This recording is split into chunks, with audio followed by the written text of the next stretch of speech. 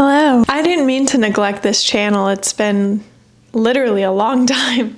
I also, to be fair, neglected my minimalism channel, but I had a wedding that I planned by myself in under 90 days, and I also moved. And so my time was solely focused on that. I had no time, nor did I have the will to read or to even film or talk about books or even think about books. But now that my life is back at its balance, I'm getting the itch to talk about books again. Hear me out. Back then, I felt like there wasn't access to books as much as what we have nowadays. We have such an abundance of book options. There's so many genres, so many stories. We just keep expanding more and more.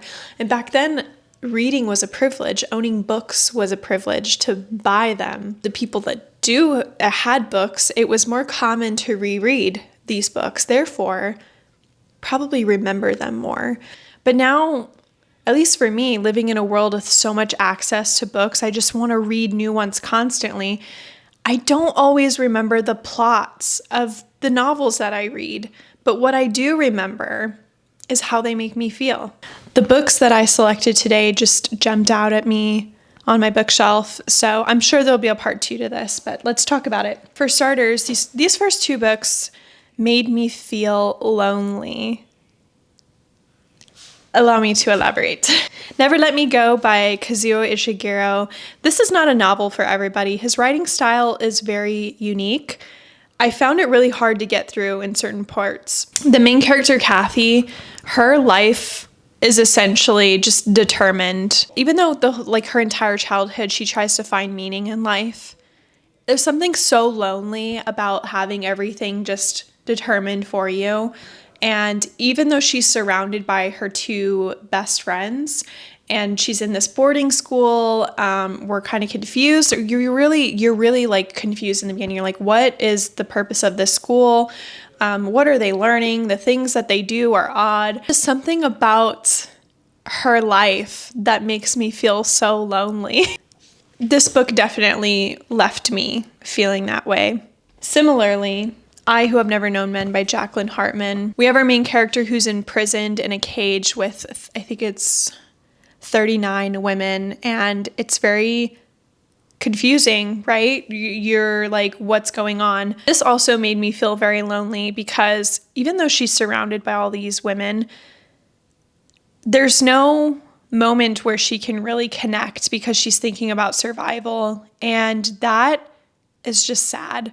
This is a book of survival. Things happen, and those things don't lessen the loneliness that I really felt through the character. If you like speculative fiction, if you like to leave endings up to interpretation, this is a perfect book for you. If you need answers, if you need exact why did this happen, this is not a book for you.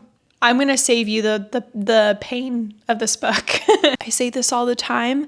We all live different experiences, and therefore we're going to read differently. We're going to interpret things differently, and things are going to mean more to us than other people, and that's okay. The beauty of reading is that you get to have your own experience with the book, and that's what I love. Moving along. Okay. I have 3 books, kind of all within the same vibe, same feelings. We have Elena Ferrante's My Brilliant Friend. This is the story of a very complex friendship between 2 girls, and this is a quartet, so there's 4 books.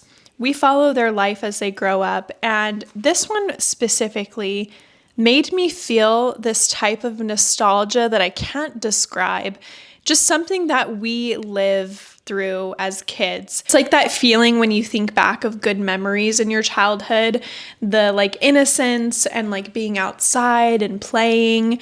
That is such a beautiful feeling. This isn't like a feel-good book. This is a very messy, very raw, real story of all these people that live in Italy. Something about summer weather is so nostalgic for me as a child, and I think a lot of this also, I think even the later books follow the summertime. So I love this series. I actually need to finish it though.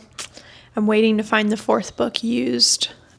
Similarly, Just Kids by Patti Smith, there's also this nostalgia when reading this story, as tragic as it is, as beautiful as it is.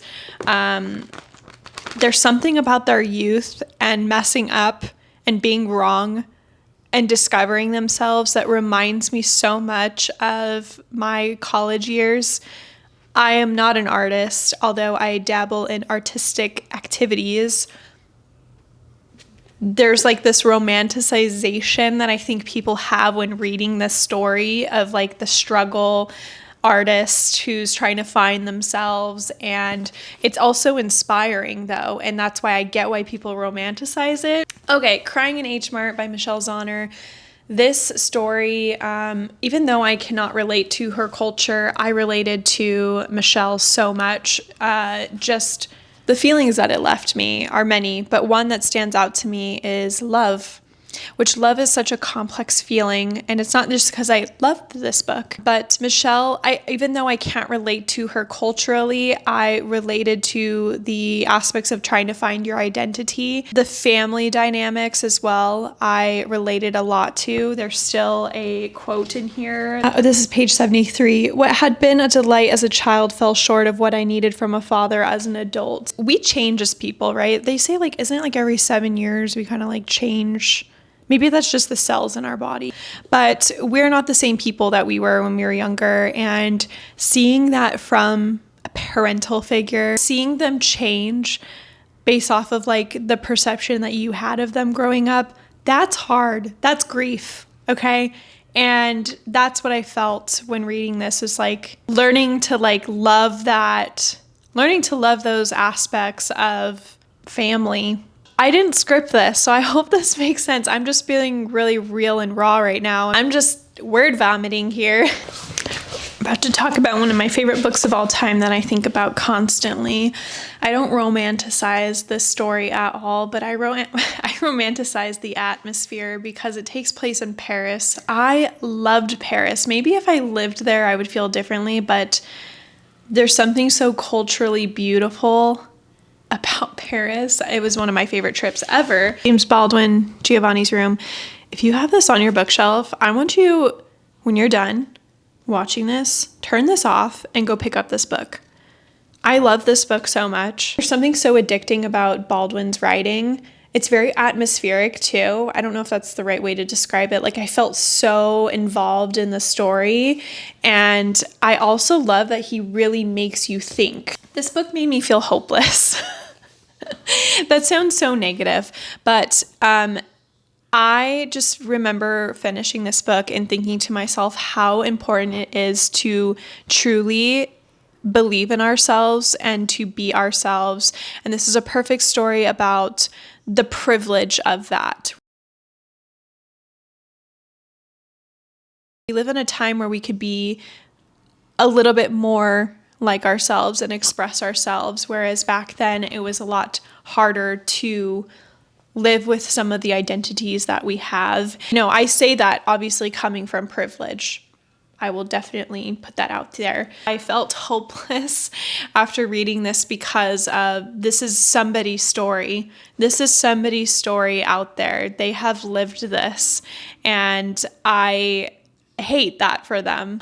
There's just so much I want to say, but I don't want to spoil it. So just pick it up. I can't wait to reread that book. My gosh. I should have ended on that one because that one's a banger. But this one's also a banger, okay? There's a cult following behind this book, which is Stoner by John Williams. William Stoner.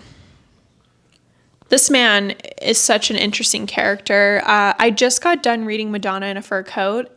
If you've read that book, Rafe, the main character, he reminds me so much of William Stoner. Like, he has absolutely no self-worth. If anything, this book made me feel angry at first. There are decisions that he makes throughout life. Such a mundane man, right? There's nothing crazy. I mean, there's something scandalous that happens in this novel, but there's something just so aggravating about his decisions throughout life. But the way that it ends, I was so content. I felt so content reading it. I said that was the most perfect ending for this person. Finding, when I talk about books with people, that sometimes people need lessons in stories or they can't find the lesson. It's a little bit harder to figure out what the message is here, especially when it's from characters that are so unlikable and do things that upset us as readers. And I feel like there's just something so nice about not always reading a book where there's a hero in the end or they become a better person. It's like, I hope that I can die one day, being content with how I am and how I ended up. I don't know. I didn't sense, like, you sense regrets from him, but they don't consume him, I feel like, in the end. At least that's how I interpreted it. I would love to know what you guys think if you read this novel. That is all I have for you. Thank you so much for watching, and I will catch you in the next one. Bye!